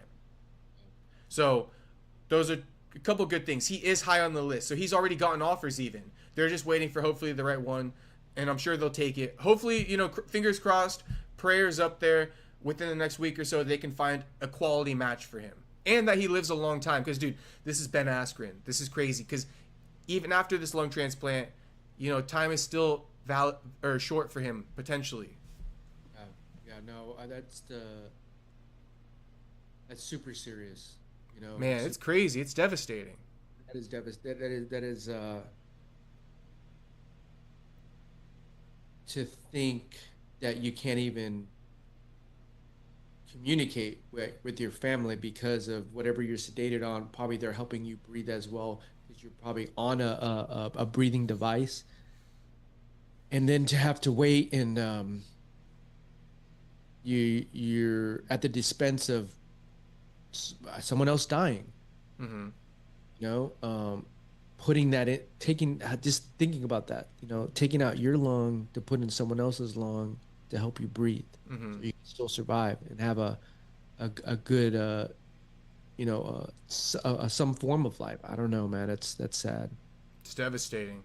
It is Honestly. devastating. And it really, and it sounds cliche, man, but when you hear about things like this, you know, it's like, you know, people who say like, and this isn't even to put down people, because this is why I don't like saying stuff like this, but you know, when people are like, oh, I'll do tomorrow, you know what I mean? I'll change my life, so to speak, or go do what I want to do today, tomorrow. It's like, that's a big reason why I'm always reminded just to, like, you know, do shit today, you know, make the best of today, because bro, anything can happen to you. It's, you know, and that's not to like put a jinx on anyone, you know, but just to be realistic about things. If a healthy person like Ben, you know, this can happen to him, anything can happen to anyone. And even if you are completely healthy, you should still show your appreciation for life, you know what I mean, and do the most you can. Luckily, a guy like Ben, right, he's done a lot to help people, because he is a hard worker, you know what I mean, and he gives back a lot. So he's somebody who's the epitome of, like, he made the most while he was healthy. Ben has no regrets, you know what I mean? But best believe if he is able to have a second life at this whole thing, he's going to continue to help people, continue to better people, and just that kind of reminder, you know what I mean? Do not take days for granted. Like, go exercise. I mean, spend time with your loved ones, you know what I mean? Don't think, oh, I'll call them tomorrow, right? If you want to talk to them now. Yeah, and it just goes to show you how precious life is. You know, I always think too, we were talking about Kobe earlier. I mean, who would ever have thought Kobe would have died in a helicopter crash? That's what I'm saying. And if you were a close person to Kobe and you wanted to call him that next day or something like that, but you thought, oh, I'll call him next week, then you live with that regret. So that's what I'm saying. Like, a lot of times, like, if I have a thought or an impulse to do something, then I'll do it, you know, as long as it's like normal. Yeah, no, exactly. Yeah. No, that message, you know, stands across time, you know. For sure. Tomorrow's not promised. Yesterday's gone. What we have right now is the exact present. Mm-hmm. This moment right now, this is what we really have. Definitely. You don't know what's going to happen tomorrow. But you may have been going through the emotions, but no, you're 100% on message there. And my hearts go out to that family, man. Wow, that's super tough. That's right. super tough. That's very, like, not only devastating, but super intense and emotional. Because every second for them probably feels like a lifetime. Right, for sure. And also, like, you know, it's like I think a lot of people will let things get in the way of wanting to go do shit. You know, like if you have anxiety and stuff like that. Like, I get it's tough out there, but at the same time, like, if you have the physical ability to go live your life, you know, try your best to go live it, right? Because with Ben, that physical ability is gone, you know. And if that's what I'm saying, like, because sometimes you're scared to go try something new or something like that, but if you can walk your 2 feet to go do it, just still go try it out, you know, because that's the situation Ben's in right now. Even if he was scared to do something, even if he wanted to do something, he can't walk his 2 feet to go do it. And that's something that sticks with me, you know, is like the ability to go and do something you want to do. Go get a haircut. You feel me? People who are in a wheelchair, that's a whole nother thing for them. Yeah, what's the saying? What would Eddie do? Eddie Akau? Yeah, the surfer. Yeah, well, is that the saying? What would Eddie do? I think it's like Eddie would go because he like went out and risked his life basically to save the people who were on like a stranded boat, and then he died. Yeah. But instead of living with the regret of like what if I, you know what I mean? What if I went? I should have gone. He went out, he died, but he died a legend. Yeah, and I think too, full circle. I heard it the other day. All the things we acquire in this life, you can't take none of them with you. Yeah, it's true. You're born with nothing, and you die with nothing. Be at peace of what you did in the middle, and make sure you take advantage of that present. And like goes back to what you said, take advantage of that present, which is right now, today, right now. Definitely. So the message it goes far on so many layers and so many levels. Yeah. Now the last thing we'll talk about today, and then we can end it, is the Liver King, Joe Rogan. This is just some funny shit. So I guess the Liver King called out Joe Rogan, and he's been going crazy on Instagram, just like posting a bunch of reels. So let me know, Liver King is who again? Liver King is this guy he's like one of these dietitian type guys who promises like live my lifestyle. For him, it's like only eat meat and raw meats and like animal organs. Okay. That's his weird claim to fame, you know. Okay. And like live like somebody lived in ancient times when you didn't have electricity and all this bullshit. Gotcha. So he's like walks around barefoot and all this stuff. That's his claim to fame, and he's a big jacked guy. But he lost a lot of. He got canceled pretty much because he had this supplement line to promote his lifestyle that he promotes, and he promised everybody he's not on steroids. Oh. And it came out, blood test got leaked that he's on steroids. And Joe Rogan's been a guy who he jumped on him right when it happened. Like, I told you this guy's on fucking steroids. Told you he's a liar. I told you he's a fake, all this stuff. So this is months ago. But Liver King is circling back and being like, all right, Joe, let's fight. And so he put these Instagram videos out. And he's been saying, like, I'm going to fly out to Austin, Texas, where you live. And it's like this ploy to get on his podcast. And so he flew out to Austin, Texas. And he's basically saying, like, I'm going to stay at this hotel. You did a no jumper? What? No jumper. Almost, kind of, yeah. Like what he went outside the studio without him 22. Almost. Yeah, but he's at the Four Seasons Hotel, like across the street, and he's saying he's like until you release me, which is like respond to it by accepting or denying the fight. I'm staying at the Four Seasons. So he's been like posted up at the Four Seasons making these videos. But one video he had like AK-47s, like. They're like props. They're like gold and shit. Yeah. He knows what he's doing. But he posted it, and I guess I'm assuming that with like a couple other videos, him flying to Texas was enough to get him arrested. So the cops called Joe after watching the Instagram reels, and they're like, do you know this guy? And like, are you like partaking in any of this? And Joe's like, no. And then he's like, I find it like, you know, a little bit like of a threat. And so they used Joe's response to get a warrant and arrest him for terroristic threats. Wow. Okay, now you got me. So this guy got arrested outside the Four Seasons, just looking like an absolute clown, bro. The video that they show you looks like a homeless person. Yeah, he looks like he's really like strung out, doesn't he? Yeah, he looks like. I was just walking past the stadium right now. Look at some of the people doing meth on the street. You wouldn't be able to tell the difference. Except that he would like maybe had muscles. Yeah, right. That you'd be like, oh, that's a jacked homeless guy. Right? Well, he looks older, I think. I think he's like 30, but he looks old because of all the steroids. He looks like he's 60. Yeah, it's because of the steroids. Wow. His hair even looked like it was gray and shit. Yeah, bro. Also because he lives like he probably hasn't washed that shit. Ugh. So, I mean, that guy's like in jail, and I guess he has a $2,000 fine, and like he's facing 180 days in jail. I'm sure he'll get let out, but that's pathetic. Just to go on Joe Rogan's podcast is pathetic. If he really wanted to live about that life, you know, about like, you know, just back in the day life, you'll get that in jail. I know, right? You wanted to fight, you got fights now. You got fights on deck now. Hey, better keep to yourself, bruh. He's probably on 23-1 lockdown though. Fucking what's it called? PC. Maybe, right? All right. Sometimes in county there's not a lot of PC. There's not unless you're like a star. I think maybe he is kind of a star. But why do you think because SD said he was like locked up with like a gay guy and like some other people on 23-1, but like you just said, in county there's not a PC. Why do you think they put SD on 23-1 if it wasn't like a PC? Just so people know, like PC, protective custody. Because I was thinking it was maybe PC. I mean, typically, so they'll have different populations, right?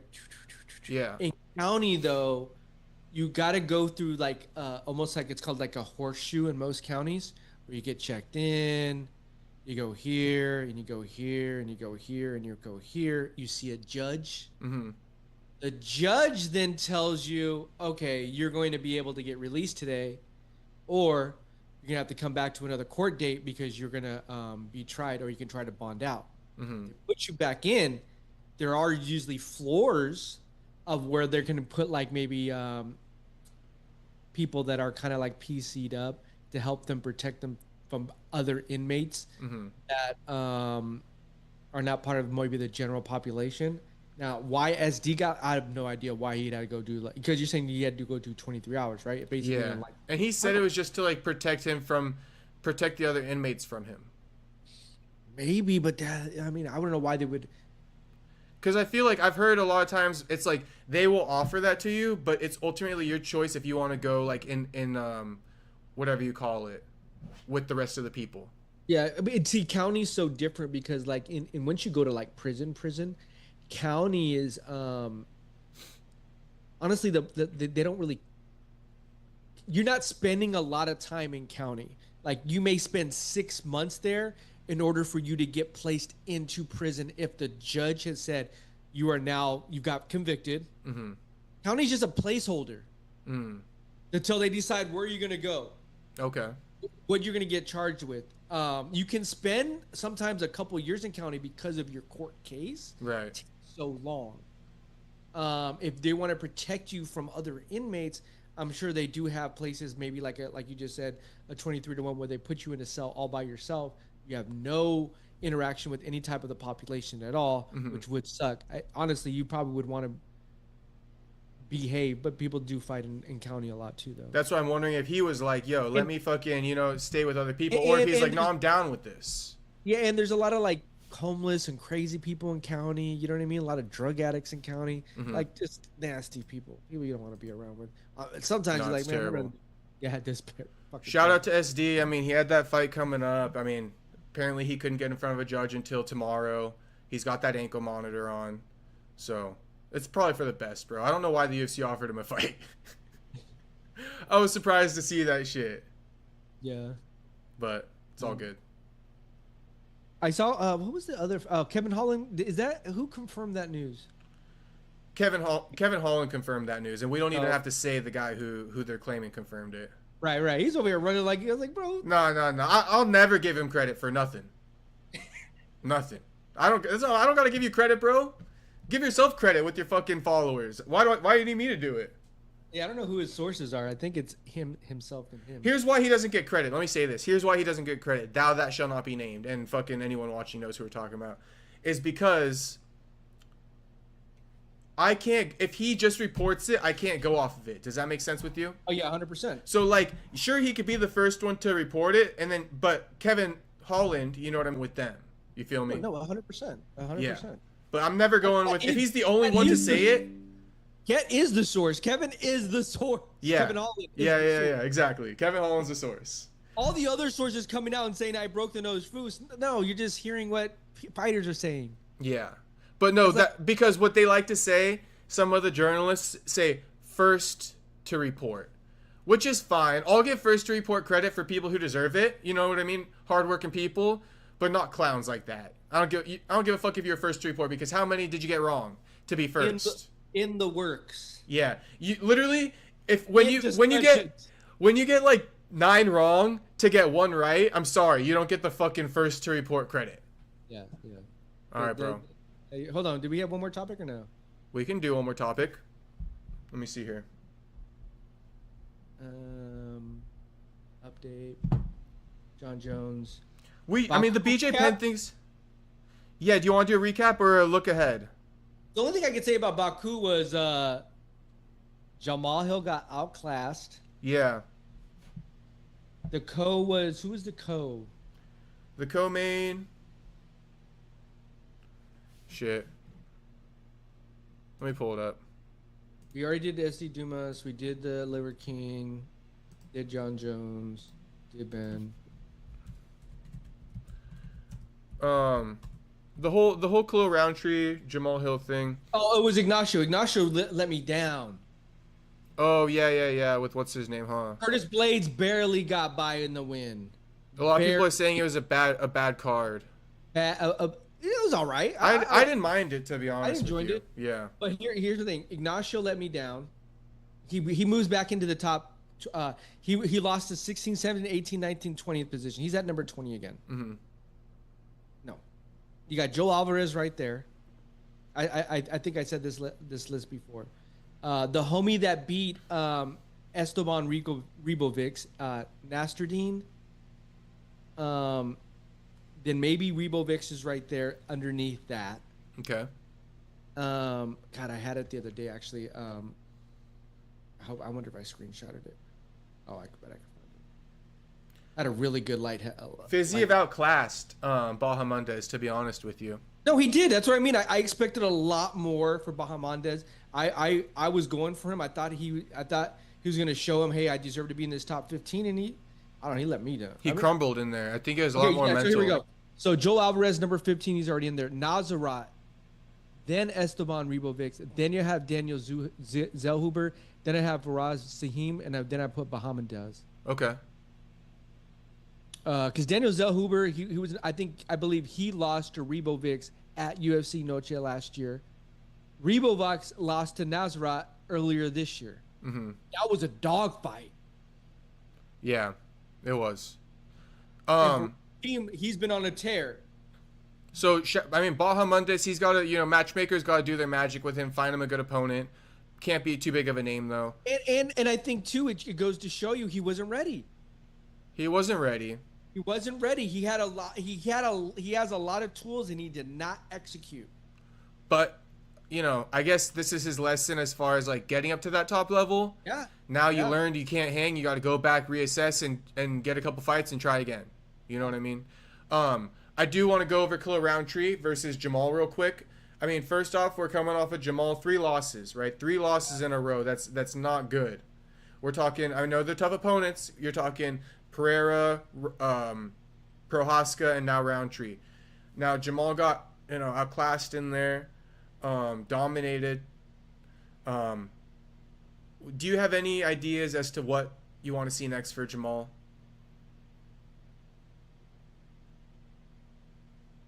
Because this is a fall from grace. I mean, I can't pull up the rankings. It is a fall from grace.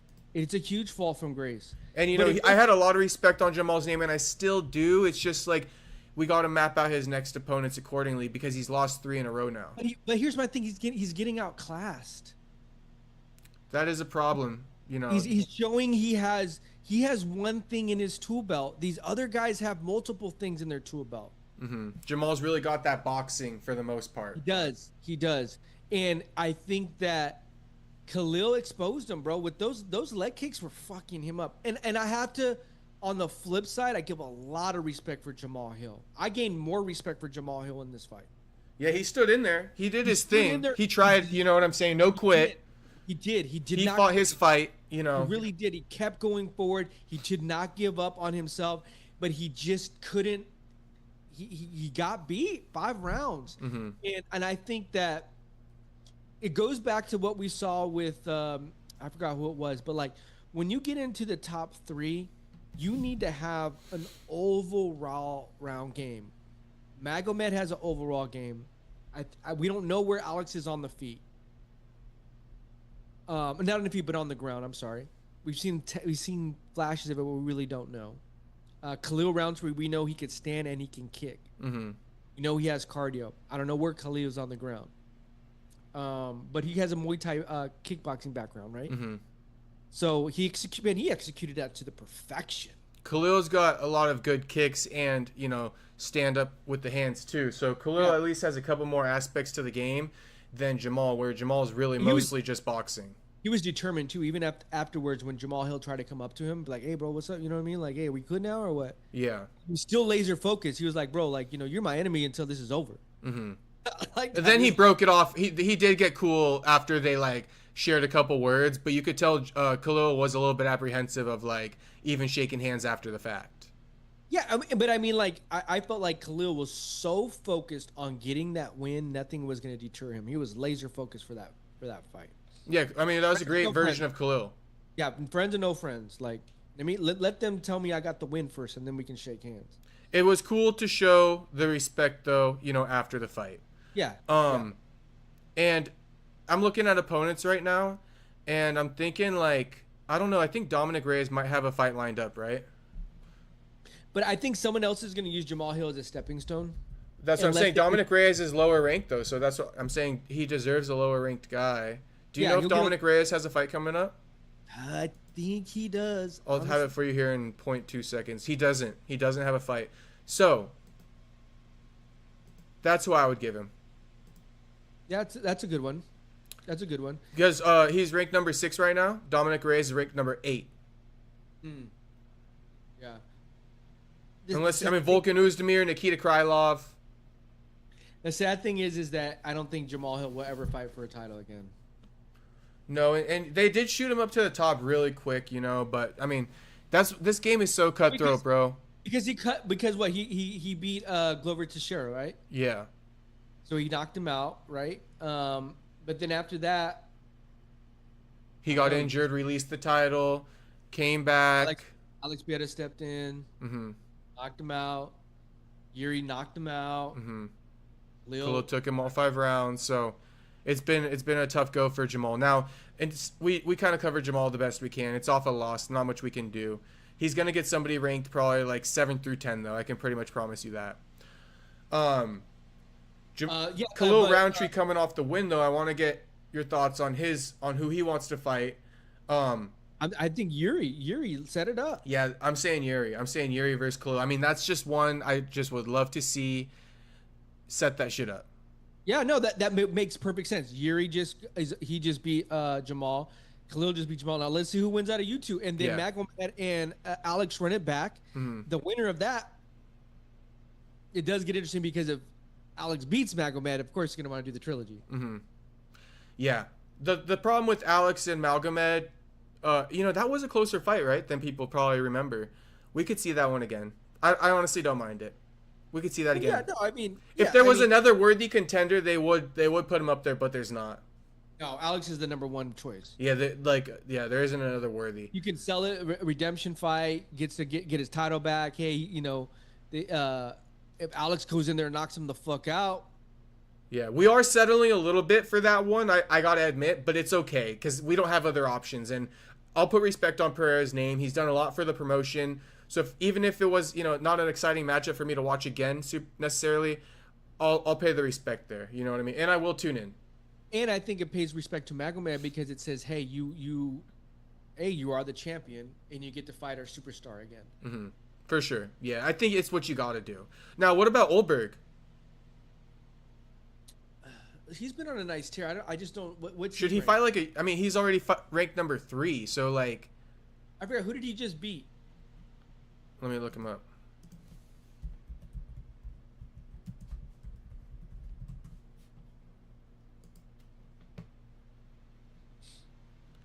He just beat Jan Blachowicz. So he really doesn't have anyone else to fight.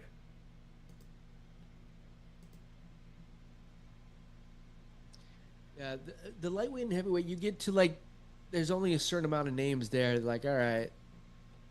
But do you give him a title shot, bro? I mean, shit. Now that I think about it, I know you don't maybe think so, but look, 1, 2, 3, 4, 5, 6, 7. This guy's got 8 wins in a row. Who's the biggest name? Biggest name is the one he just beat, which is Jan. And can you name anybody before that sticks out? Volkan Oezdemir was a good win, but he's ranked below number 10. Which Oezdemir. Oezdemir was a good win, but he's like top 12 right now, I think. Yeah, what I'm noticing, bro, is like a lot of these guys I get hyped on myself, and I'm kind of a victim to it. I see these win streaks, and then I look at the names of who they really beat. It's like, but they were all nobodies. Yeah. And then you get to a point where you start fighting somebody's, and then you get exposed a little bit, and it's like, oh, maybe we rushed you a little too soon. Well, then the right step, the logical step, so to speak, is like, okay, how about this, right? Because Khalil just fought, do you run Yuri versus Olberg sooner within the next couple months, and then Khalil can fight the winner of that? You do that. Okay, yeah, because Carlos is kind of the odd man out, and if Alex is gonna fight for the title, That timeline's looking okay. So yeah, something like Olberg versus Prohaska, because I'm in agreement. I think Olberg does need a bigger name for sure. I think that I'm gonna stop drinking the Kool-Aid from now on. From when I see some of these good win streaks, until it's like 3 or 4 really good names. Yeah. I'll give you an example right now too. I see Joshua Van is favored. Mm-hmm. I can't see it. Mm-hmm. I can't see it. He's good, but it's a big it's a social media rush, and that's where I've been. So see, now you're kind of like understanding where I come from a little bit more. yeah, it's a huge leap. Brandon Royval, compared to all the other fighters that Joshua Van has had to face up, those were good, perfect matchmaker fights. Van just got knocked out by Charles Johnson. Right. And so it's interesting because you know what I'm starting to realize too? A lot of these, when you look at the prelim fights, the matchmakers do a really good job of like, okay, we got a boxer versus a boxer. It's going to be dynamic. Someone's going to get knocked out. Mm-hmm. Who was the guy that Sean O'Malley knocked out and then he just got beat by... Rutino. Thank you. And he just fought Wellmaker. Mm-hmm. That was a perfect matchmaker heaven. Eventually you move up and you fight a guy that's, whoa. It's no more matchmaking. You got to fight the guy who's next. And this guy is fucking a veteran grit. I actually can't believe that they put Van a favorite over Royval. But okay, but then here's the thing. It's funny because we just jumped to UFC 317, which is great. But you know, before that, Orobai, good shit. Good shit. And Park got the win. And Park got kneed, and he fucking still back and copped the win. So shout out to Turtle. Yeah. I love that, bro. I love both. I like Turtle. He's a beast. Yeah, dude, fucking. That's what I'm. A veteran, gritty motherfucker, right? Mm-hmm. He's done well in the UFC. Deserves respect. Manel Cape.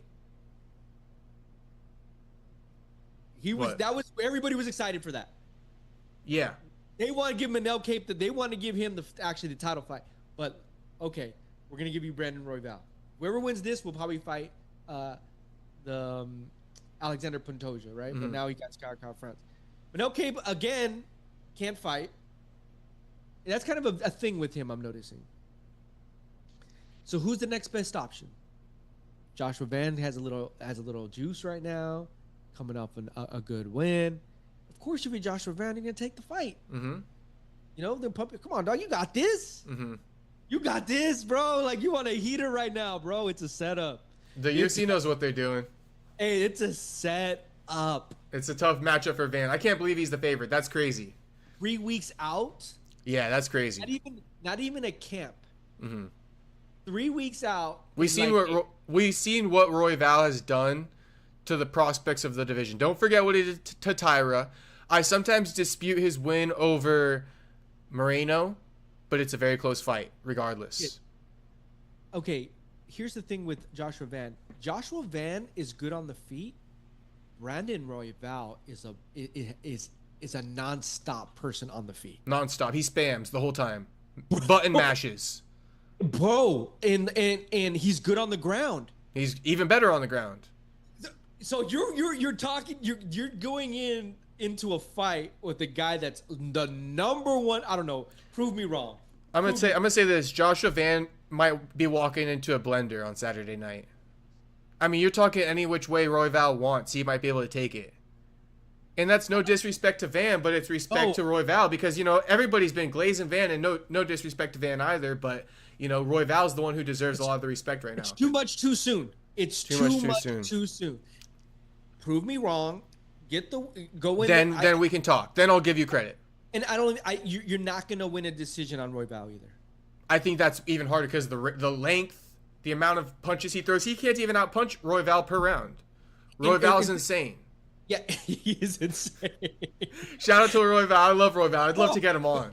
Bro, he the past 3 fights I watched, I was like, bro, like he just keeps going and going and going and going and going and going and going. Like he tore ass. Was it Tatsuro Taira?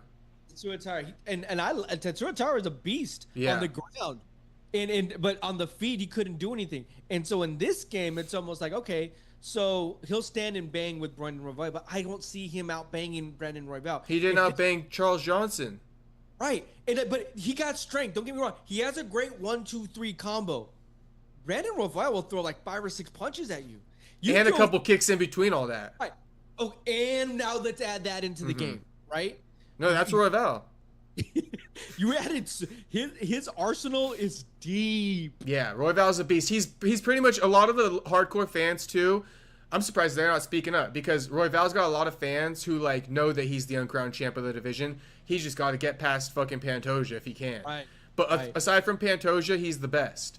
He should run it back again with Kai Kara France. And what's interesting too is like when you saw the wars between Brandon Moreno, Royval beat Brandon Moreno in his own game. He did. Because Moreno has a nonstop engine too. Mm-hmm. These guys are very, they're not as heavy, right? So you expect that from them. But oof, that's like the MMA Mexican style right there. It is. Yeah, it is. for sure. Those like 115 fights and just like non-stop action the whole time. Yeah, it was great. Yeah. It was great shit. Okay, so that's pretty much it. I don't know how much time you got, so we probably got to wrap up, right? I got like 10 minutes. My other meeting they cancel on me, which is okay. But I will say this: the Kai Kara France, I'm super excited for. Mm-hmm. This whole card's a banger to me, bro. Yeah. The whole card, especially that main card, those are bangers. So my thing with the Kai Kara versus Pantoja, and Kai Kara can't prove me wrong, but I feel like this fight right here, Kai Kara can't even get past Moreno. You know how Moreno can't get past Pantoja? There's another step to that where Kai Kara can't get past Moreno.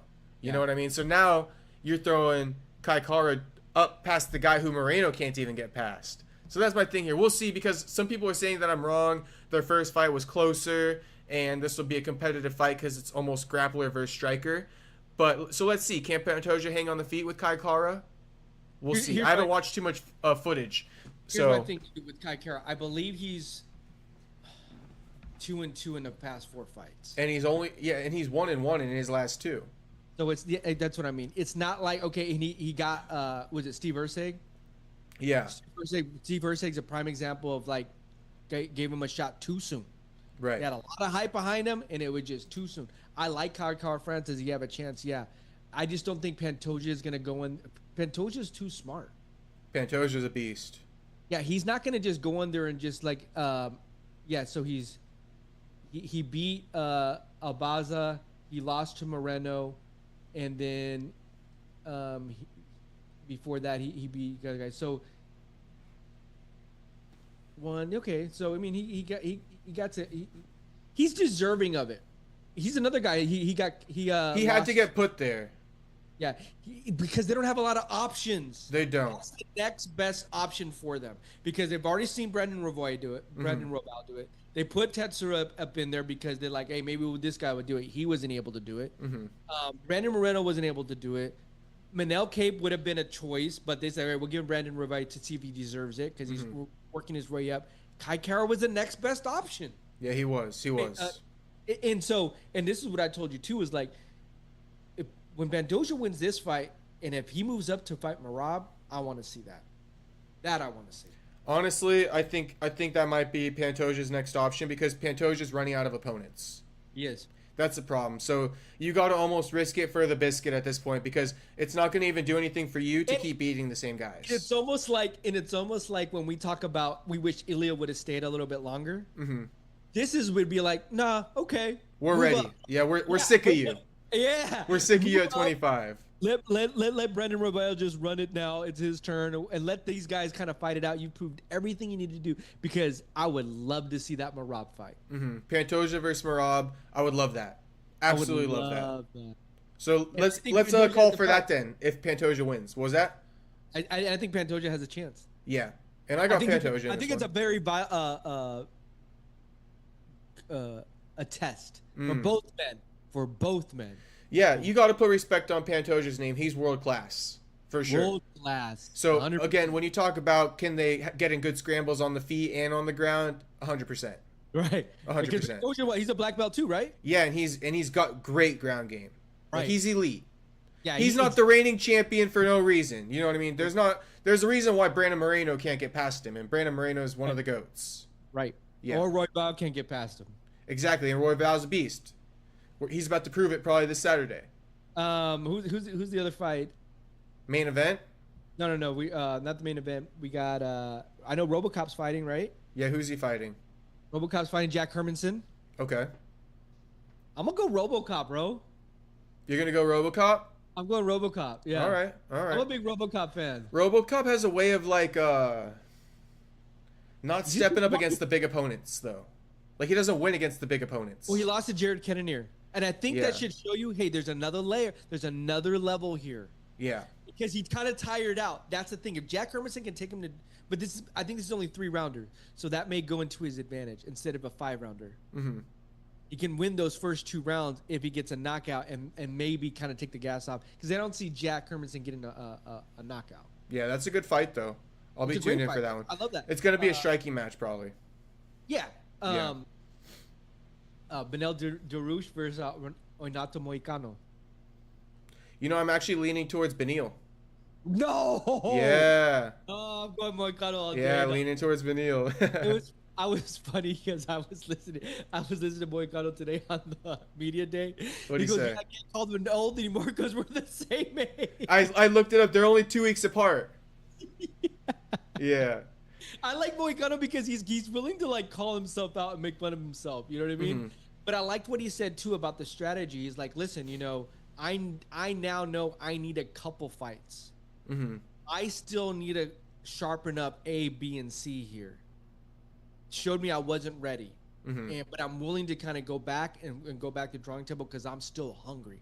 I love the way he answered on media day today. I loved it. No. I'm taking Moicano all day actually. Yeah. Okay. All right. Let's see what happens. He's minus 162. Another good matchup though. I like how they're matching up oldie on oldie. Old on old crime is good.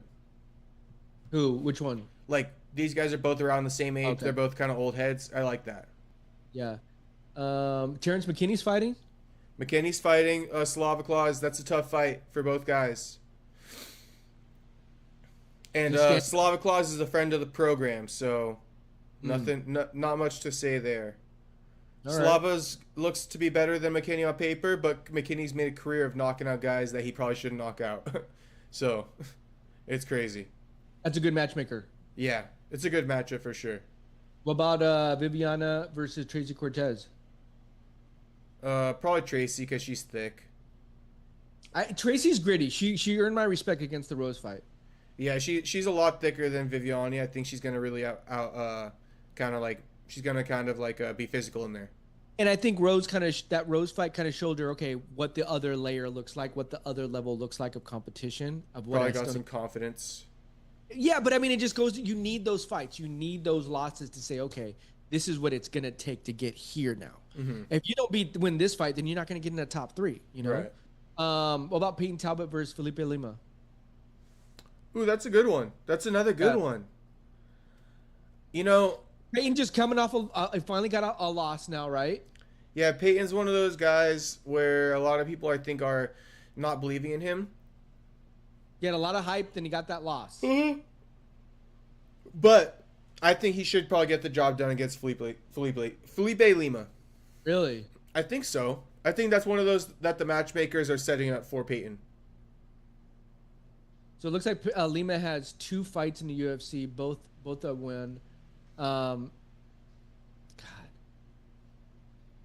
I'm gonna go Lima. All right. We'll go Lima. Who's the favorite? It shows even money. Well, maybe that's not right because it doesn't even show UFC slacking here. It doesn't even have the odds for Ilia and Charles. So I'm assuming we're both going on the Ilia fight. And Charles, we're going. Yeah. Ain't no way I'm going against Ilia. I didn't hear that one. Okay. that one, yeah, I got that aura. That Ilia aura is too strong. Yeah, we did cover a lot of these fights. Oh, just to give him credit, Jacoby Smith, friend of the program, biggest favorite in UFC history against Nico Price. Now, if you ask me, that's putting a lot of disrespect on Nico's name. Nico is he's an OG. Is a vet, vet. And he's a good test to anyone. It's not like Nico Price is some bullshit ass win. Like if he beats Nico Price, that is to be respected. So it's a gatekeeper, right? He's a gatekeeper, but he's a decent gatekeeper. Not a gatekeeper. That's like putting somebody as minus 3,000 favorite against like Vicente Luque. Yeah, it's a gritty. He'll drag you to deep waters. Nico's not. It's not a walkthrough. And if you can shut his lights out, then oh man. Yeah, exactly. Yeah. Yeah, that's pretty much the card. Aside from Ilia versus Charles, let's see their check-in weights and things of this nature. Let's see if it's on here. Okay, so Ilia's coming in heavier than Charles this week. Ilia's 169.7 pounds. Charles is 167.6 pounds. Basically even. Yeah. They weigh how much again? Say that one more time. 169 for Ilia. All right. And 167 for Charles. So they got about 12 and 14 pounds to cut. Nothing crazy. That's easy money for them. Easy money. They got it. I'm looking forward to this fight. Two great fighters. So there's not much to really break down, though, is there, for this one? This is what you see. What you see is what you get. The way we started the podcast, Ilia came out in a white silk shirt to his media day. Who the fuck does that? That's right. Ilia. Ilia is the man. I love Ilia. I can't even hold it back anymore. His aura, his swag is like... I look forward to Ilia. And you know I'm picky, right, about like who I feature on the page. I don't just like to give free clout to anyone just for doing anything. Ilia, a piece of Ilia content drops, I might post like 3-4 clips. Right. Just wait. I might post like 3-4 clips before this week's over with. Right. Like his training footage, money. Then he hops on the mic, money. Love this guy. Love this guy. I'm about to watch the 10-minute press conference right now. Yeah, me too. Yeah. Me too. All right, bro. That's the show then. That's the show. Shout out to all the returning viewers, and we'll see you next week, next Wednesday. Peace out, boys. Peace out. Stay out of trouble, John. Stay out of trouble. Stay out of trouble, Jon Jones. Even though we know you won't.